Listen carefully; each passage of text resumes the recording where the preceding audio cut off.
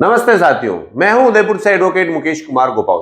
आज हम बात कर रहे हैं, अगर आप ये सोच रहे हो कि आप किसी एसटी और एससी की जमीन कन्वर्ट करा के अपने नाम पर रजिस्ट्री करवा देंगे, तो ये वीडियो आपके लिए बहुत ही महत्वपूर्ण है।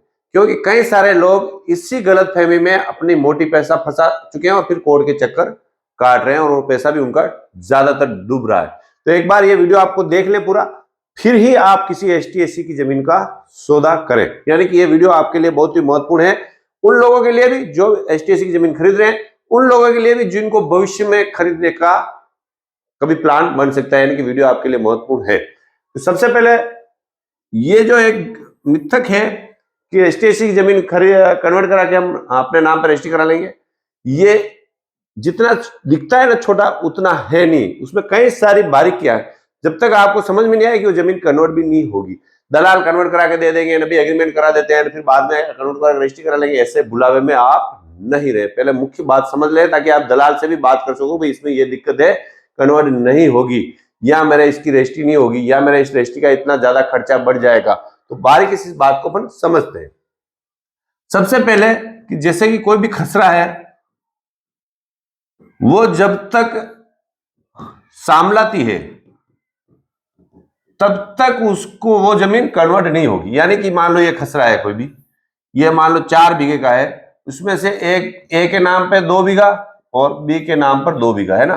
आप ये सोचते हो कि मैं एक ही जमीन 2 बीघा कन्वर्ट करा के रजिस्ट्री कर लूंगा, तो कन्वर्ट नहीं होगी जब तक इसका बंटवारा नहीं होता। यानी कि ऐसे नहीं हो जाता 2 इधर 2 इधर, और बंटवारा होने पर ही कन्वर्ट होती है। यानी कि शामिल खाता कभी कन्वर्ट नहीं होता। कन्वर्ट वही होता है जब तक जमीन तय नहीं होगी कि भाई एक ही कहां तक है, कि भाई यहां से यहां से यहां से यहां से ये एक ही जमीन है, तभी होगी ना। बाकी तो हर पत्थर पे ए बी दोनों का नाम है। तो ये कब होगा बंटवारा? जब बी सहमत होगा।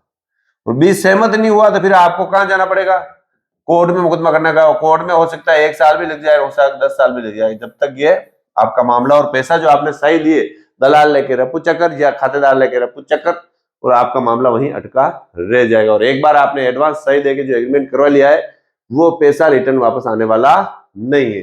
तो सबसे पहले देख ले कि जिस व्यक्ति से ना आप जमीन खरीदते उसका सिंगल खाता है। सिंगल खाते का मतलब क्या है? उसके खसरे की नकल मंगवाए या खाते की नकल मंगवाए, उसका अकेले का नाम होना चाहिए और किसी का नहीं। ये आप पहले से देख लो। जल्दबाजी में क्या होता है कि उन लोग जो एसटीएससी की जमीन खरीदते हैं, उनको लगता है बहुत सस्ती मिल रही है यार, हम नहीं लेंगे, दूसरा ले लेंगे। आपकी गलतफहमी है। वो जो बेचने वाला कई सालों से घूम रहा है, आप ही उसको मिले और वो आपको ही बता रहा है। जनरली दलाल ऐसे ही करते हैं कि यार आप जल्दी ले लो, दूसरा तैयार है। नहीं भाई, दूसरा ले ले, मैं तो सारा मामला क्लियर कराने के बाद ही लूंगा। कभी भी जल्दबाजी में जमीन नहीं खरीदे। बार बार मैं आपको कह रहा हूँ कि यार मुझे सस्ती बताइए, फटाफट ले लिया, दूसरा ग्राहक आ रहा है।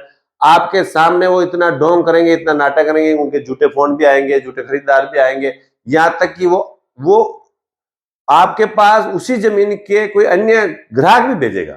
यार वो आपके पास कोई जमीन हो रोड पे मुझे चाहिए, आप 2 लाख में ले रहे हो, वो बोलेगा मुझे 5 लाख में खरीदनी है। इस प्रकार से आपको पागल बनाया जाता है। तो बिल्कुल दिमाग को क्लियर कर ले, जब तक सारे मैं बता रहा हूँ पॉइंट क्लियर नहीं हो तब तक आपको जमीन नहीं खरीदनी। तो एक तो क्या बात हो गई, सामला दिखाता है तब कन्वर्ट नहीं होगी, बंटवारा होने में सहमत नहीं तो लंबा समय लग जाएगा। ठीक है, दूसरी बात करते हैं।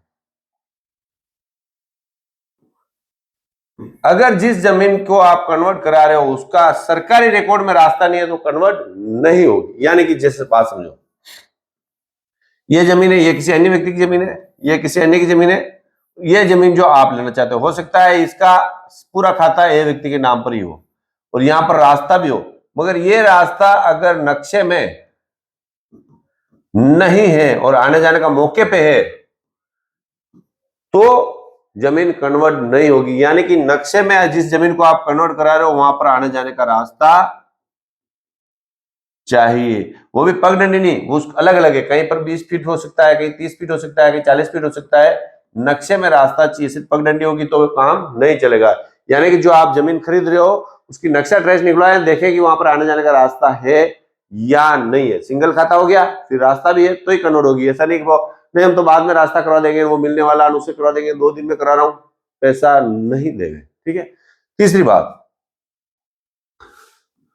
जो जमीन आप खरीद रहे हो उस पर अगर हाई टेंशन लाइन है या पानी का भराव है ना, तो भी वो कन्वर्ट नहीं होगी। जैसे कि ये जमीन खरीद रहे हो आपको और यहां से यहां तार जा रहे हैं लाइट के, हाई टेंशन, तो इस पर इसके नीचे जमीन कन्वर्ट नहीं होगी। इसलिए तार भी आप जा रहे तो आप पहले देख लें, पानी का भराव है, तालाब की जमीन है ना, नाड़ी की जमीन है, वो जमीन कन्वर्ट नहीं होती है।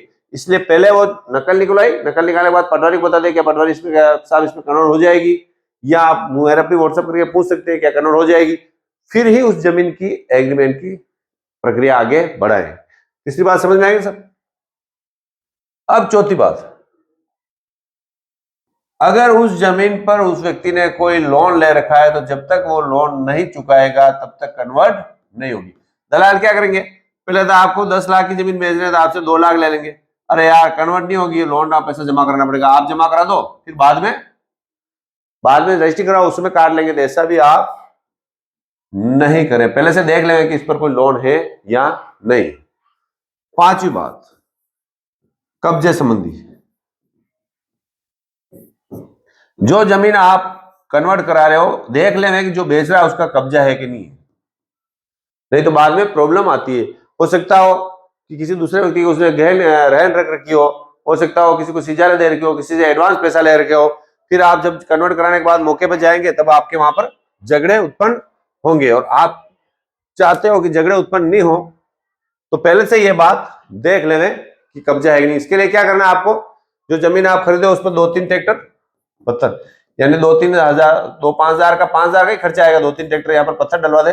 कोई ऑब्जेक्शन होगा तो सामने आ जाएगा और एक आदमी बिठा देवे कि भाई किसी को कोई आपत्ति होगी तो आदमी बता देगा 2-5 दिन में, 2-5 दिन लगेगा, मान लो 10 हजार भी आपके लग गए तो कोई दिक्कत नहीं। कब्जे संबंधी विवाद के लिए सबसे बड़ी समस्या मौके कब्जे होती है, ये आप पहले देख ले। फिर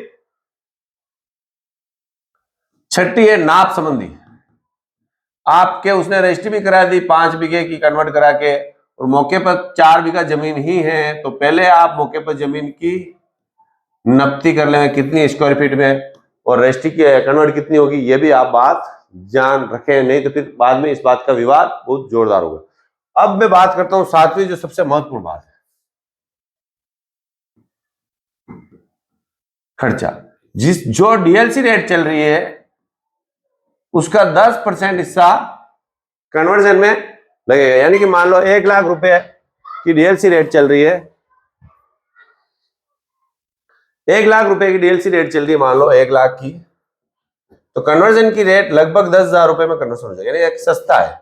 इसकी रसीद घटती है, अलग अलग राज्यों में अलग है, 2-4 हजार रुपए ऊपर नीचे हो सकते हैं, बड़ा मोटा अमाउंट मैं बता रहा हूं क्योंकि राज्य लेवल का कानून है।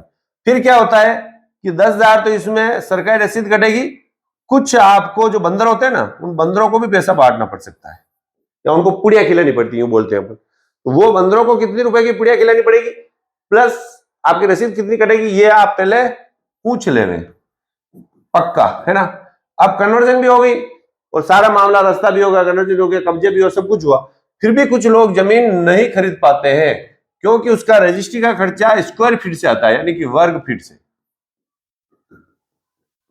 यानी कि जो 1 बीघा जमीन आपके पहले 10,000 रुपए में जो रजिस्ट्री हो रही थी या 15,000 रुपए में जो रजिस्ट्री हो रही थी, वही कन्वर्जन होने के बाद स्क्वायर फीट में आपके 2 लाख से 7-8 लाख तक पड़ जाएगी। ये डीएलसी रेट के हिस्से और जमीन की किस चीज में आप कन्वर्ट कराते हो, आवासीय में कराते हो, आबादी में कराते हो, किस में कराते हो, उस पर निर्भर है, मगर किसी में कराओ रेट कई गुना बढ़ जाती है क्योंकि स्क्वायर फीट हो जाती है।